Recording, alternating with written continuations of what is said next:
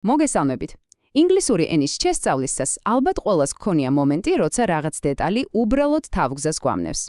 დღეს სწორედ ერთ-ერთ ასეთ თემას ჩავუღრმავდებით, ეს არის უარყოფითი პრეფიქსები.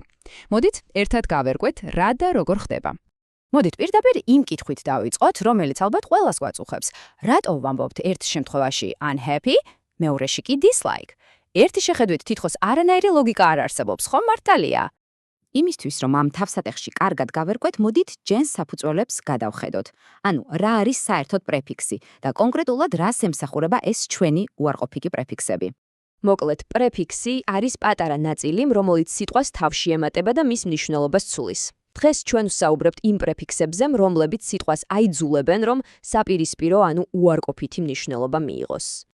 აი ყველაზე გავრცელებული პრეფიქსები. ერთი შეხედვით თითქოს ყველა უბრალოდ არას ნიშნავს, მაგრამ სინამდვილეში მათ შორის ძალიან ფაქიზი, თუმცა მნიშვნელოვანი განსხვავებები იმალება. თავდაპირველ მნიშვნელობებში. ახლა კი მივადექით ჩვენი დღევანდელი გარჩევის ყველაზე მნიშვნელოვან და ალბათ ცოტა მოულოდნელ ნაწილს. და აი ესიც, თავარი საიდუმლო. არ არსებობს ერთი კონკრეტული და უნივერსალური წესი, რომელიც დაგვეხმარება ავარჩიოთ, რომელ სიტყვას, რომელი პრეფიქსი დაუმატოთ. დიახ, წესი უბრალოდ არ არის. კარგი, თუ წესები არ არსებობს, მაშინ რა ხდება? მოდით კონკრეტულ მაგალითებს შევხედოთ.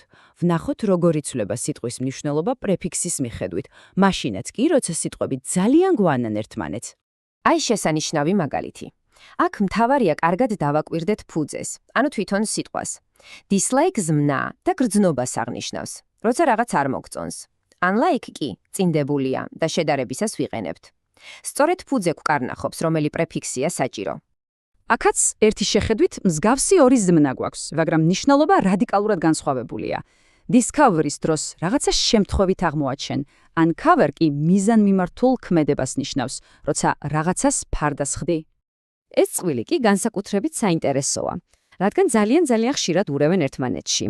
დაიმახსოვრეთ, disinterested ნიშნავს, რომ ხარ ობიექტური, ნეიტრალური, აი როგორც მოსამართლე. ხოლო uninterested უბრალოდ ნიშნავს, რომ მოწყენილი ხარ და რაღაც არ გაინტერესებს. და ზუსტად იგივე ლოგიკაა აქაც. Insecure, როგორც წესი, ადამიანის შინაგან მდგომარეობას, მის გრძნობებს აღწერს, მის თავდაჯერებულობას, ხოლო unsecure უფრო ფიზიკურ სამყაროს ეხება, როცა რაღაცან ვიღაც დაცული არ არის. კი ბატონო, ვთქვით, რომ უნივერსალური წესი არ არსებობს, მაგრამ არის პატარა ფონეტიკური მინიშნებები, რომლებმაც შეიძლება საქმე გაგვიმარტივოს.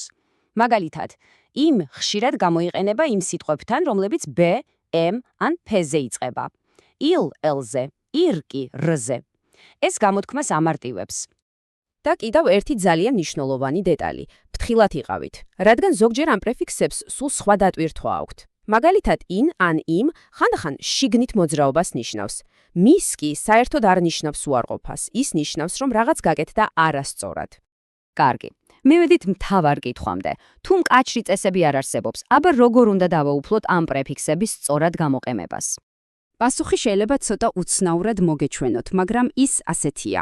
ენა უნდა იგრძნოთ. საქმე წესების და ზეპირება კი არა, ინტუიციის განვითარებაა, იმის შეგრძნება თუ რა ჟღერს ბუნებრივად და სწორად. კითხვა ლოგიკურია. როგორ ავითარებ ამ შეგრძნებას?